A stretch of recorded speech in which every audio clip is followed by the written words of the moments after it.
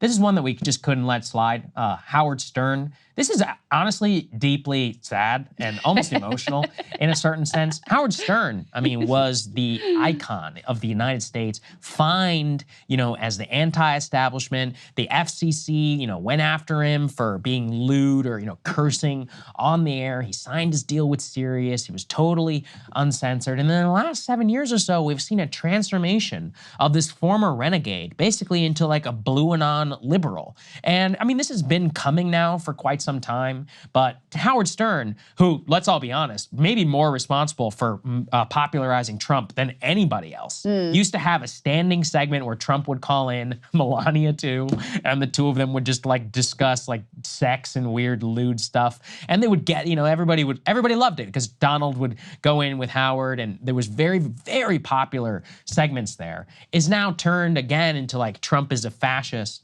And this culminates in this recent interview where President Biden, who has not done an interview with a major news outlet yet, including the New York Times, for his entire presidency for print media. In terms of TV, it's been, I think, I think it's been more than a couple of months. Remember, Krystal famously skips out on the CBS interview for the Super Bowl. He has skipped multiple opportunities for major sit-down interviews that millions of Americans would watch. Well, he then decides to sit down for an hour-long interview with Joe Biden. Now, in the past, this might have actually been important. Howard might have actually asked him one or two questions. Howard manages to sit with this man for an hour, make one piece of news where he offhand is like, oh, are you going to debate Trump? And Biden's like, yeah, I'll debate him at some point. And doesn't even commit to a thing. And then listen to the tongue bath that Howard gives his interviewee subject.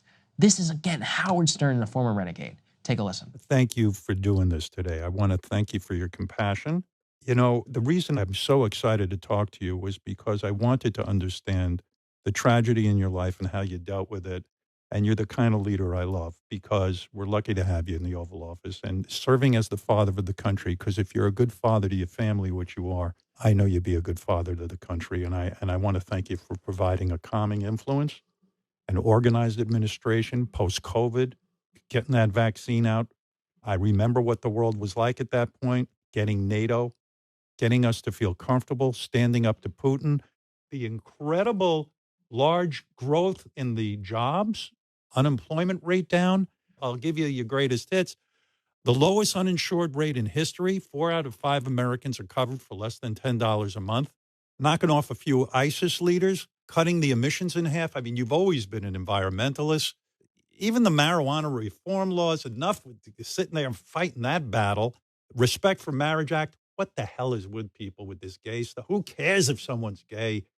How is it affecting anybody? People in love, it's good, right? Love is good. My dad said, we saw 2 men kissing one another in Rodney Square when I was going in to get a license. I looked at him and he said, Joey, it's simple. They love each other. That's it.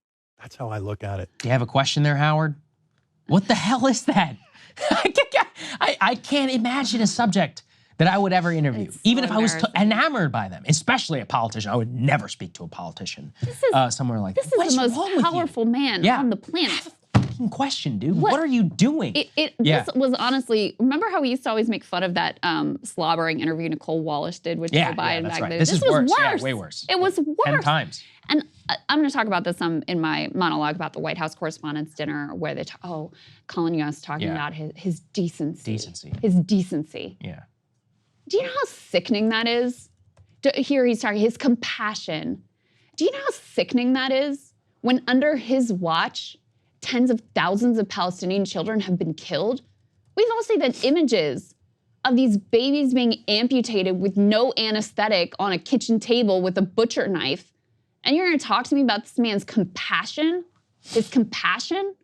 Right now, we're going to cover in a little bit how he's intervening personally to make sure that Bibi Netanyahu isn't charged with war crimes.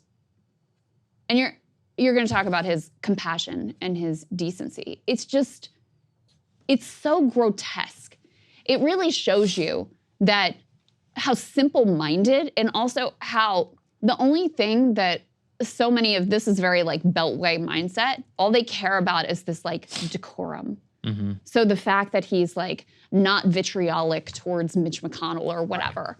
is more important to them than the fact that he's aiding and abetting a genocide with horrors that we are all appalled by on a daily basis.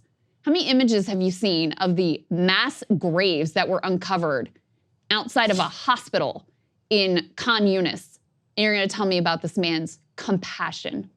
Compassion for who? Because it's certainly not those people. It's certainly not Palestinians. I mean, I can give even more. I mean, think about Ukraine bringing us to the brink of nuclear war, like continuing that forever. Also, the idea that it's some well-oiled machine there.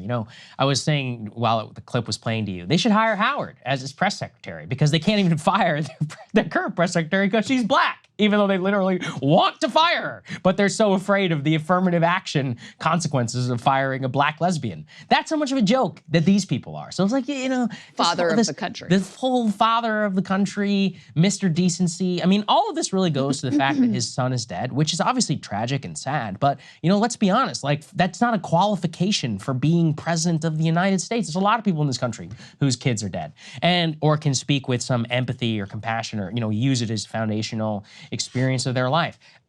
This is sickening to me on so many levels, both because of who Howard was and how he got his fame, how he really changed American culture, I think, for the better, opening up, challenging a lot of these conceptions of censorious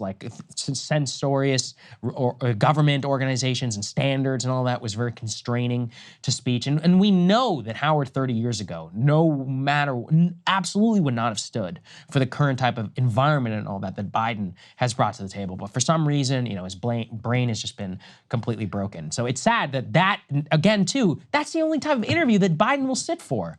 Well, how can you have this? That's right. As a Republic. You can see, you can see why he picked Howard Stern clearly and why he won't go and sit with, the New York Times is very favorable towards him, but they're gonna ask him something that he's gonna have to no question. respond to. And he's not equipped, right? So that's why he does it.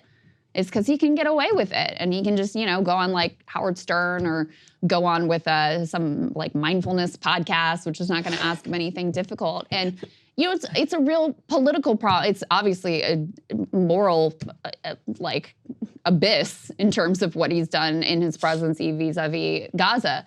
But it's a real political problem for him because the core value that was kind of his like political superpower was this sense that he's this, listen, I may not agree with him, but he's a decent man. He's compassionate. He has all this well of empathy from a life that was marked by genuine, horrible tragedy, right? But we covered a poll recently, I wish I had the numbers in front of me right now, that people don't feel that way about him anymore. Mm-hmm. They don't feel that way about him anymore because, you look at what he's doing, what he's enabling, what he's funding, what he's covering for, and you can no longer say like, oh, this is an empathetic, compassionate man. It just doesn't hold. Especially if you're talking about, as our poll reflects, people who are not getting their news from cable news or print media, but cable news in particular. The rest of the country is looking at what he is not just enabling, but facilitating, starvation, the complete siege, all of these things. I don't feel like this is a good, decent, compassionate man.